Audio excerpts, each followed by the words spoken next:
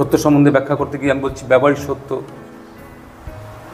প্রাতিভাসিক সত্য, তুচ্ছ সত্য, পারমার্থিক সত্য। তো ব্যবহারিক সত্যটাকে এখানে খুব প্রয়োগ করতে হবে। ব্যবহারিক সত্য কি? যে যেমন তার সাথে ওই ব্যবহার করতে হবে। মূর্খস্ব লাঠ্যসুদাম, মূর্খের জন্য ওষুধ হচ্ছে লাঠি।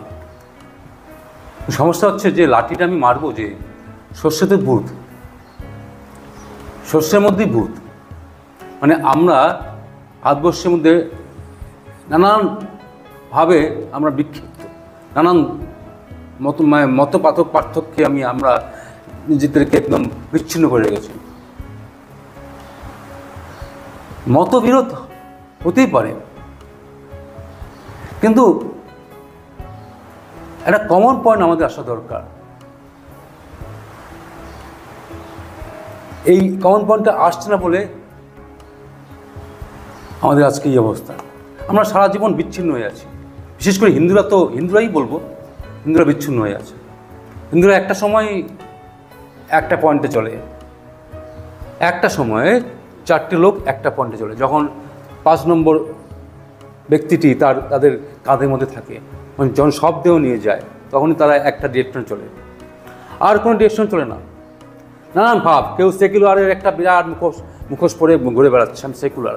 ফিলসফি দায়ী নয়, শঙ্করাচার্য কোনো দায়ী করেন। শঙ্করাচার্য ছুটে বেরিয়েছে, তর্কযুদ্ধ করেছে। আজকে যদি আমি ধর্মের যে আদর্শ, যদি আমরা সবাই এই ফ্রিডম ফাইটারদেরকে আমি ধর্মের আদর্শ বানিয়ে ফেলছি, গান্ধীজিকে বানিয়ে ফেলছি। গান্ধীজি ধর্মের আদর্শ হতে পারে না। আমার যার প্রতি আমার যে হিংসা করছে, তার বদলে আমার হিংসা আমাকে ফিরে দিতে হবে, নাহলে শুনবে না। ফার্স্টে বোঝাও, তার না বুঝে সেকেন্ড টাইম আবার বোঝাও, থার্ড টাইমে হিংসা ফিরিয়ে দাও। শ্রীকৃষ্ণ বারবার বলছে অর্জুনকে, তোমার উপর যুদ্ধ থোপে দেওয়া হয়েছে, তুমি যুদ্ধ শুরু করোনি, যুদ্ধ থোপে দেওয়া হয়েছে। যখন থোপে দেওয়া হয়েছে, যুদ্ধ করো। তেমনি আমাদের এখানে, আমাদের সমাজে, আমাদের হিন্দু সমাজে, আমাদের ভারতবর্ষের মধ্যে অনেকবার যুদ্ধ থোপে দেওয়া হয়েছে। আমরা যুদ্ধতে ভয়ে পিছন সরে আসছি। ধর্ম দায়ী না, কৃষ্ণকে ফলো করি না, স্বামীজিকে ফলো করি না, শঙ্করাচার্যকে ফলো করি না। কেউ শিখিয়েছে কি যে ধর্ম আমি মার খেয়ে যাবো, আমি সহ্য করে যাব? না।